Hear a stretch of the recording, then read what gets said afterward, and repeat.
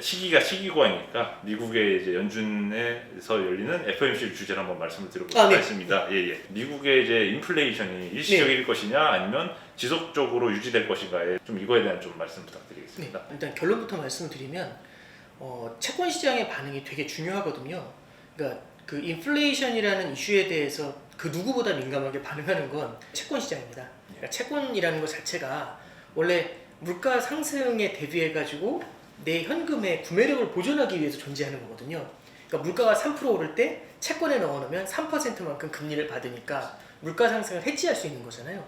근데 물가가 많이 오르면 물가가 예를 들어 10% 오르는데 3%짜리 채권에 아무도 투자를 안 하죠. 채권이라는 건 결국은 돈을 빌리겠다는 건데 빌릴 방법이 없습니다. 금리를 올려줘야 되죠. 금리가 올라간다는 건 채권인 쥐약입니다. 그러니까 채권에 대한 기본을 말씀드리고 싶은 게 아니고 채권이라는 거는 그 누구보다 인플레이션에 정말 민감하게 반응합니다. 그냥 농담처럼 자다가도 벌떡 일어나죠. 근데 이 채권이 누구보다 민감하게 반응을 하는데 5%의 소비자 물가지수를 보고서 채권 금리가 거의 미동을 안 했어요. 그리고 사실 이번에 소비자 물가지수 발표 전에 이거 물가지수 생각보다 높게 나올 수 있다. 4%, 5% 나올 수 있다 하는 전망들이 사실 있었거든요. 그런 전망들이 있으면 보통 채권 시장이 이렇게 쫄아야 되는데 전혀 쫄지 않고 금리가 그냥 안정적으로 유지가 되면서 오히려 1.5%라는 미국 10년물 기준으로 1.5% 레벨을 찍고 내려와 버리더라고요. 이제 그 이유를 좀 보면 이런 현상은 단순히 지금의 물가만으로 설명하는 건 조금 어려운 것 같아요. 첫 번째 이제 이렇게 좀 해석을 한번 해보죠. 어떤 거냐면 물가 지수라는 게 있고 성장 지표가 있습니다. 지금은 대부분 다 시장에서 생각하는 건 뭐냐면 전 세계 경기는 빠르게 돌아설 것이고 전 세계 성장은 강하게 나올 것이다. 이게 첫 번째고요. 그러니까 성장은 강하다. 두 번째는 그에 발맞춰서 물가도 꽤 많이 오를 것이다. 이런 얘기가 이제 두 가지가 있어요. 근데 이렇게 한번 생각을 해보죠. 지난 3월 달까지는 성장 지표, 물가 지표 전부 다 세게 나왔어요. 근데 4월 달 들어와서 조금 분위기가 이상해집니다. 물가 지표는 방금 전에 말씀해 주셨던 소비자 물가 지수나 아니면 소비 지출 관련 지표들은 전부 다 물가 관련 지표는 서프라이즈예요. 다 굉장히 높게 나와요. 그런데 성장 관련 지표들이 조금 이상합니다. 첫 번째 가장 대표적으로 많은 분들이 공감하시는 것처럼 고용 지표가 그만큼 좋지는 않아요. 첫 번째는 그러면 고용이 예를 들어서 지금 미국은 그 코로나 이전이면 2020년도 2월이 코로나거든요. 2020년도 1월달 대비해가지고 지금을 봤었을 때 미국 고용은 700만 명 정도가 그 일자리를 잃었어요. 그러니까 700만 명만큼 실업자가 있다는 얘기죠. 그러면 그때 레벨로 돌아가려면 700만 명이 플러스가 돼야 된다는 얘기입니다. 근데 700만 명이 돌아서려면 시장에서 이제 통밥이 가능하잖아요. 그럼 원래는 한 달에 100만 명씩 늘어날 줄 알았어요. 그럼 100만 명 곱하기 7하면 7개월은 돌리겠네? 그럼 연말이면 다 돌리게 되고 그러면 이제 완전 고용 상태에 도달을 하니까 코로나로부터 완전 해봐 이제 이런 생각이 되게 강했던 거죠. 근데 4월 달에 고용을 보니까 26만 명 이렇게 나온 거예요. 4분의 1이죠. 깜짝 놀라죠. 그럼 매달 26만 명씩 늘어나면 답이 안 나오잖아요. 아 이제 이런 느낌인 거죠. 28개월이 걸려야 되니까. 그럼 두 번째는 그래서 그럼 이번 달 것도 보자 해가지고 5월 달 고용 지표를 봤는데 50만 명이 늘었어요. 예상보단 덜 했죠. 그럴 때 시장이 이거 뭔가 심상치 않다 이제 이 생각을 첫 번째 하는 거죠. 고용이 생각만큼 늘어나지 않는다라는 게 첫 번째 포인트가 됩니다. 그러면 소비가 탄탄하게 따라오지 못한다는 거잖아요. 맞습니다. 성장이 세게 고용이 막 일자리가 많이 늘어나고 소득이 계속 생겨나야 소비를 탄탄하게 할 텐데 지금은 물가가 좋지만은 소비가 이렇게 고용이 탄탄하게 안 따라오면 이걸 받쳐줄 수가 없으니까 조금 이상하게 생각하는 거죠. 그 외에도 보면은 소매 판매 관련 지표가 생각보단 세진 않아요. 미국 소비 관련 지표가 생각보다 세진 않아요. 물론 옛날보다는 강한데 생각보다 세진 않아요. 이제 이런 비유를 한번 드려볼게요. 예를 들어서 제가 이제 집 앞에 부동산 투자를 하는데 집을 샀어요. 근데 집 앞에 지하철이 10개가 들어온대요. 지하철 10개 노선이 들어오면 이게 대박이잖아요. 와, 그랬죠. 집값은 당연히 하늘로 치솟았겠죠. 10개의 지하철을 반영을 하면서. 근데 이게 참 짜증이 나는 게 2개가 취소가 된 거예요. 그래서 8개밖에 안 들어온대요. 근데 아마 이 방송을 들으시는 분은 제가 이제 어디서 저희 집 앞에 지하철이 8개밖에 안 들어온다 이러면 되게 화가 나잖아요. 엄청난 거죠 사실은. 그런데도 10개를 미리 김칫국을 마셨다면 다소 실망스러울 수 있죠. 그래서 56만 명이 늘어난 고용이 그래서 경기가 안 좋니 이 얘기가 아니에요. 생각한 게 너무 센 겁니다. 너무 세게 생각한 것보다는 조금 덜한 거죠. 소매 판매 지표도 미국의 소매 판매도 그렇고요. 하나 좀 말씀을 드리면 요즘에 독일의 소매 판매 지표가 안 좋아요. 독일 소비가 안 좋아요. 일본 소비 지표가 안 좋아요. 유럽 전체의 소비 지표가 별로 안 좋아요. 서비스업은 괜찮은데 소비 지표가 별로 안 좋아요. 네. 그리고 이제 우리가 코로나 하면 가장 빨리 돌아선 게 중국이죠. 중국의 소비 지표도 생각보다 안 좋아요. 그러면 생각보다 성장 지표가 예. 세지는 않다는 거죠. 그러니까 일단은 그래서 성장 지표가 안 좋은 게 계속 누적적으로 보이는 거죠. 그러면 시장 입장에서는 물가는 센데 성장이 세지 않잖아요. 그러면 중앙은행은 두 가지를 봅니다. 물가만 보는 게 아니라 고용도 같이 타겟팅해요. 성장도 같이 바라보거든요. 이쪽이 생각보다는 좀 싱숭생숭해요. 그럼 이제 이쪽이 아주 서프라이즈가 나와줘야 되거든요. 예. 드디어 5%에서 딱 발표가 된 겁니다. 서프라이즈인가 해서 보니까 문제는 이 5% 내에 들어있는 세부를 갖다 브레이크다운해서 들어간 거죠.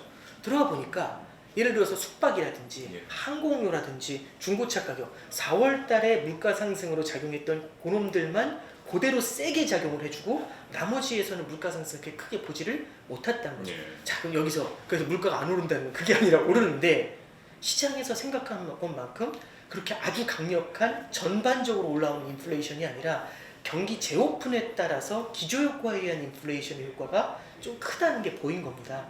그러면 물가가 서프라이즈면 당연히 이 정도만 해도 금리 상승 요인이 돼야 되는데 성장 사이드에서도 싱숭생숭하잖아요. 예. 성장 사이드의 싱숭생숭함을 지금의 물가 상승으로 메우질 못하니까 하면서 이제 시장 분위기가 가라앉는 거죠. 그러니까 채권 시장도 그럼 이제 받아들이는 거죠. 아 그러면 페드가 물가 상승이 일시적이라고 하는데 시장이 봐도 이게 일시적일 가능성이 좀 높아진 거죠. 그러면 시장보다 신중하게 왜냐하면 경기 판단을 해야 되는 거잖아요. 네. 두 가지를 같이 보면서 예. 봐야 되는 페드 입장에서는 시장보다 더 신중할 페드 입장에서는 테이퍼링이라든지 이런 것에 대해서 임박한 게 아니라 조금은 생각할 수 있는 여지가 생긴 거 아니니 이제 이런 생각이 드는 거죠. 맞습니다. 한번 그 정리를 한번 해볼게요. 채권을 볼 때 제일 중요한 요소 중 하나가 성장입니다. 예. 그 다음에 물가 말씀드렸죠. 그 다음에 중앙은행의 정책인 테이퍼링을 말씀드렸어요. 예. 물가는 서프라이즈인데 그죠? 물가는 맞습니다. 서프라이즈죠. 그럼 물가가 서프라이즈면 금리가 올라야 돼요. 근데 성장이 생각보다 세지 않아요. 그리고 만약에 지금 1,400달러씩 준 경기부양책 이 정도에도 이 정도밖에 안 나오는데 이 효과가 소멸되면 어떻게 될까라는 생각은 하겠죠. 예. 그럼 성장이 생각보다 싱숭생숭해요. 그런 상태에서 테이퍼링은 페드가 생각보다는 신중할 것 같아요. 요걸 바라보는 거죠. 그런데 물가도 튀긴 했지만 이게 일시적이라는 데 대해 방점을 좀 찍을 수 있을 것 같아요. 예. 그럼 금리 입장에서는 막 뛰어가려다가 후 하고 가라앉는. 그래서 이제 금리가 내려오는 느낌이고요. 금리의 상승에 대해서 굉장히 민감하게 반응했었던 그런 자산분들이 있어요. 맞습니다. 금리가 계속 뛰어 올라갈 거예요. 근데 금리가 고개를 숙이죠. 그랬더니 시장에서는 주식시장에서는 안도의 한숨을 쉬는 이제 그런 그림이 예. 나타났던 걸로 해석할 수 있을 것 같습니다. 맞습니다. 일단 시장은 이제 일시적 인플레 자체에 대해서 이제 받아들였다고 이제 말씀해 네. 주셨는데요. 그러니까 네. 뭐 결과야 이제 17 새벽에 발표된다고 하지만 연준은 어떤 입장을 갖고 향후 이제 테이퍼링 일정이나 이런 거에 어떻게 반영할지 좀 말씀 부탁드립니다. 네, 그러니까 아마 이 물가에 대해서는 연준이 지난번 FOMC에서 했던 얘기처럼 이번 물가 상승은 일시적이라는데 좀 더 비중을 실을 것 같아요. 다만 일시적이긴 하지만 물가 상승이라는 것 자체도 하나의 심리거든요. 계속 올라올 수도 있고 이만큼 뛰는데도 중앙은행이나 원래는 물가를 잡아야 되는 중앙은행이나 물가 관리를 해야 되는 당국 입장에서 손 놓고 기다린다.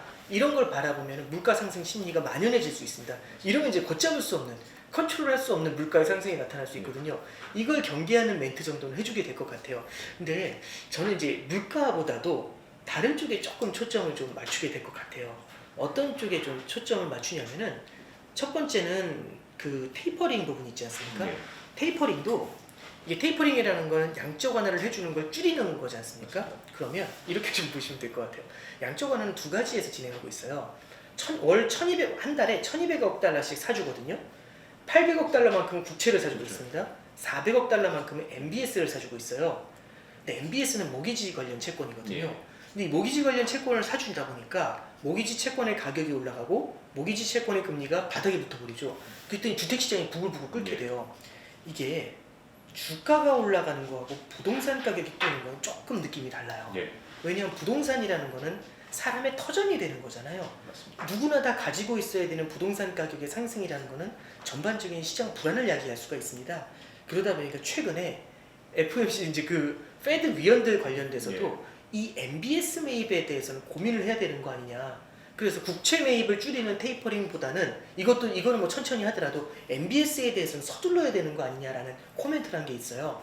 근데 이 부분에 대해서는 저도 조금 경계해서 봐야 된다고 봐요. 예. 그래서 이번에 6월달 FOMC에서 바라봐야 되는 거는 자산 가격, 특히 부동산 가격의 상승 이거하고 연관돼 있는 MBS 파트에 대해서 얘기를 어떻게 진행하느냐 아마 논의가 시작이 될 것 같아요.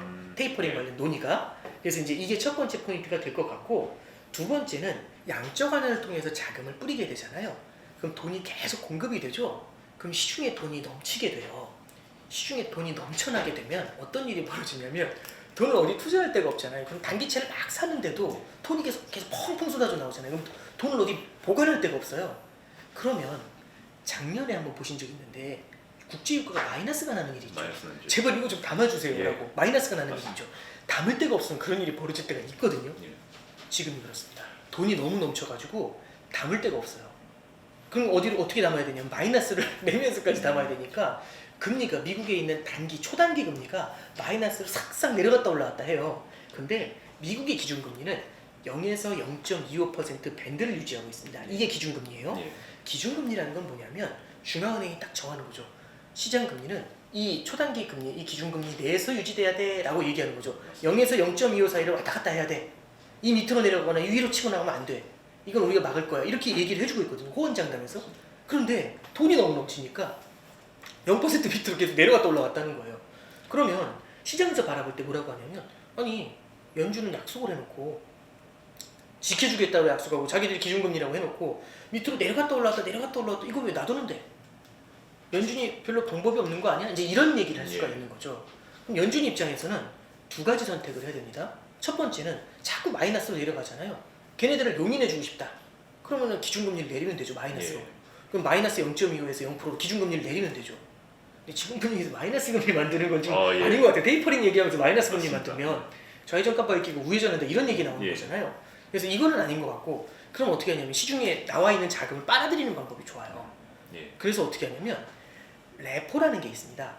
레포라는 거는 중앙은행이 단기로 자금을 뿌려주는 거. 예. 반대로 영레포는 중앙은행이 단기로 자금을 빨아들이는 거. 이거죠. 그러니까 돈이 너무 넘쳐서 마이너스 금리를 싹싹 내려갔다 올라갔다니까 불안하잖아요. 그래서 한꺼번에 빨아들이고 예. 쫙 빨아들이는 겁니다. 그러니까 이제 시중에 있는 자금이 쭉 빨려 들어가는데, 이 재밌는 게 뭐냐면 빨아들여도 계속 돈이 넘치는 거예요. 그러다 보니까 5천억 달러까지 빨아들이는 겁니다. 그러니까 막 숨이 턱이 차는 거죠. 금리 0%라서 계속 빨아들이고 있어요. 숨이 턱에 차는 거죠. 쿡쿡쿡 이제 막 답답할 정도로. 예. 그러니까 시장에서 하는 얘기가 뭐냐면, 봐라, 포하다. 연준이 저렇게 빨아들여야 될 정도면 이건 뭔가 문제 있는 거 아니냐. 예. 그럼 어디서 문제가 있었을까요? 한번 제가 말씀드렸던 루트를 한번 역추적해가는 거죠. 양적 완화가 엄청나죠. 돈이 너무 많으니까 금리가 밑으로 내려오죠. 그죠? 근데 마이너스 금리를 하면 되는데 그걸 안 하려고 하다 예. 보니까 돈을 빨아들이게 되고, 예. 빨아들이는데 한도 없이 여기서 한도 없이 뿌리고 한도 없이 빨아들이잖아요. 해결책은 1번 거꾸로 하나씩 가볼게요. 더 빨아들인다, 계속 빨아들인다. 예. 이게 1번. 근데 이거 너무 힘겨워 보이죠. 예. 2번은 마이너스 금리로 내린다. 예. 근데 이건 좌회전 우회전 그 얘기 나온 거고. 예. 그죠? 그럼 마지막 방법은 뭐냐면 상류에서부터 돈이 내려오는 예. 걸 줄여야 될 거예요. 예. 테이퍼링 해라 이 얘기죠. 예. 그래서 이런 얘기가 나와요. 영래포에서 자금을 저렇게 많이 빨아들이면 테이퍼링 해야 되는 거예요. 빨리 테이퍼링 하지 않으면 여기서 상류에서 물을 예. 조금 뿌려야지 밑에서 난리가 안 나지. 맞습니다. 여기서 계속 뿌리면서 무슨 여기서 어떻게 계속 이걸 해결하니? 맞습니다. 이제 그 얘기가 나오고 있는 거예요. 그러니까 앞뒤가 안 맞는 상황이다라는 얘기죠. 그래서 테이퍼링을 서둘러야 된다라는 얘기가 지금 시장에서 일부에서는 나오고 있는 상황이에요. 예. 이게 그래서 영래포 관련 얘기고요. 그러면 가장 해결하기 좋은 방법은 첫 번째는 뭐냐면 영래포를 빨아들이는 한도를 늘릴 가능성이 있어요. 영래포를 예. 빨아들이는 한도를 늘릴 가능성이 있고, 두 번째는 뭐가 있냐면 IOER이라는 것의 금리를 올릴 가능성이 있어요. IOER이 뭐냐면 Interest on Excess Reserve예요. 초과 지준이라는 겁니다. 초과 지준은 시중은행들이 중앙은행에 돈을 박아놓는 거예요.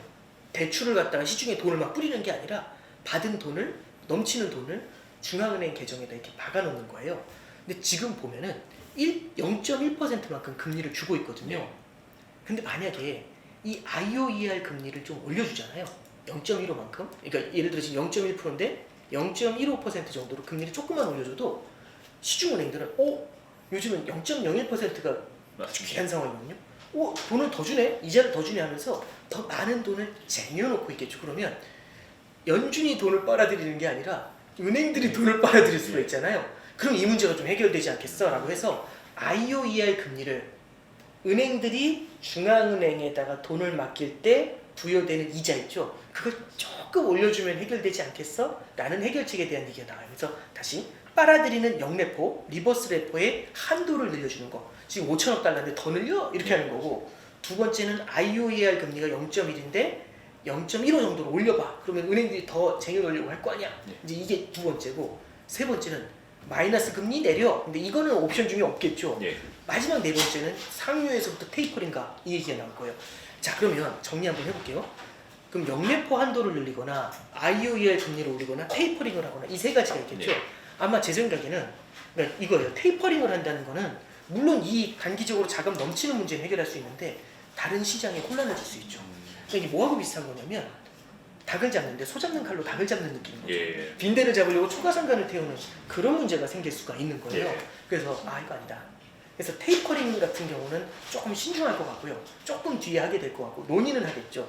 근데 대신에 IOER 금리를 인상하거나 역레포의 한도를 늘리는 방법을 쓰게 될 겁니다. 근데 아마 신문에 그렇게 나올 거예요. 그러면 IOER 금리 인상이라고 딱 나오면 예를 들어 예. 바라보는 느낌이 어떨까요? 그러니까 사람들이 이게 요즘 테이퍼링에도 되게 긴장을 많이 하잖아요. 그러면 자라를 보고 놀라면 소뚜껑을 보고도 놀랄 수 있거든요. 예. IOER 금리는 실제 그렇게 치명적인 크리티컬한 게 아닌데도 불구하고 IOER 금리 인상이라는 말에는 조금 이런 느낌을 받을 수가 있겠죠. 예. 이런 것들이 그래서 예전에도 사실 이렇게 돈이 넘치는 과정이 꽤 오랫동안 있었는데 IOER을 올리지 않았던 이유 중에 하나가 그러니까 그 옛날 우리나라 속담에 보면은 오얏나무 밑에서 갓을 고쳐 쓰지 말라고 했잖아요. 예, 맞습니다. 그러니까 요즘처럼 이렇게 막 시장이 다 불안불안해 하는데 예. 여기서 갑자기 그 IOER 인상 이러면 시장 분위기가 싸니까. 맞습니다. 근데 지금은 이제 테이퍼링도 얘기해야 되고 맞습니다. 너무 막 주택 가격도 뛰고 하니까 약간은 느낌적인 느낌으로 찬물을 좀 끼얹어 줄 필요는 있겠죠. 예. 그러니까 회사채 사는 걸 이렇게 줄인다고 하잖아요. 맞습니다. 근데 예. 규모가 작아서 145. 그렇죠. 그러니까 예. 뭐냐면 예. 이거예요. 포인트는 이거예요. 시장에 크게 충격을 주지 않으면서도 찜찜하게 만들죠. 그러니까 140억 달러니까 얼마 안 되잖아요. 1조 예. 달러가 넘는 시장에서 140억 달러니까 얼마 안 되는데 얼마 안 된다고 하기에는 좀 왜 이랬을까? 이런 게 뭐냐 이게 그 자꾸 사람 이렇게 신경 쓰이게 만드는 거였죠. 예. 뭔가 이렇게 편안하게 못하는. 시장의 연준이 시장에 분명히 그 행위로 메시지를 주고 싶은 게 있다는 뭐 말씀처럼 뭔지는 뚜렷하진 않지만 예. 불편하게 하는 거죠. 불편하게. 그럼 방만하게 가지 못하게 됩니다. 예. 자꾸 전진하다가도 잠깐만 이런 느낌 예. 있죠. 그런 거 계속 주는 거예요. 그러니까 생각해 보시면 그 140억 달러도 회사채가 만기가 짧거든요. 예. 연준이 140억 달러만큼 1년짜리 회사채를 샀다고 해볼게요. 그럼 1년 있으면 만기가 되죠. 예. 그럼 자연스럽게 없애면 되잖아요. 굳이 팔 필요가 없어요. 시장에다가. 그렇군요. 근데 팔겠다고 하잖아요. 140억 달러에서 얼마 안 되는데 네. 왜 팔지? 왜? 이런 느낌이 있죠. 그러니까 시장에 충격을 안 주면서도 불편하게 해주는 거죠. 그러면 이제 과열이 조금 이제 불편한 과열 양상이 이게 참 이게 뭐라고 표현할지 모르는데 조금 불편해지는 이제 그런 느낌들을 주는 겁니다. 그러니까 IOER 같은 경우도 그런 불편함을 줄 수 있을 것 같아요. 그래서 어떤 방식을 쓰게 될지는 모르겠지만 역레포 쪽을 조절할지 IOER을 조절할지 어떻게 할지는 모르겠지만 어쨌든 시장에 약간은 불편하게 만드는 그런 이슈는 나올 것 같고 테이퍼링에 대한 논의는 있을 것 같아요. 그래서 이번 FOMC에서 이제 관전 포인트로 바라볼 거는 물가를 일시적으로 바라본다는 시각을 좀 더 강화하는지 여기가 예. 1번이 되는 거고요. 그 다음에 두 번째는 테이퍼링 중에서도 자산 가격, 특히 부동산 가격에 초점을 맞추면서 MBS 파트에 대한 테이퍼링에 대한 논의가 좀 더 활발하게 진행이 되는지 그런 것들을 파월 회장의 코멘트에서 얘기하는지는 네. 이제 포인트가 될 것 같고 세 번째는 방금 말씀드렸던 IOER 이제 이 부분에 대해서 한번 좀 예. 고민을 해보면 어떤가 좀 싶은 것 같아요. 예.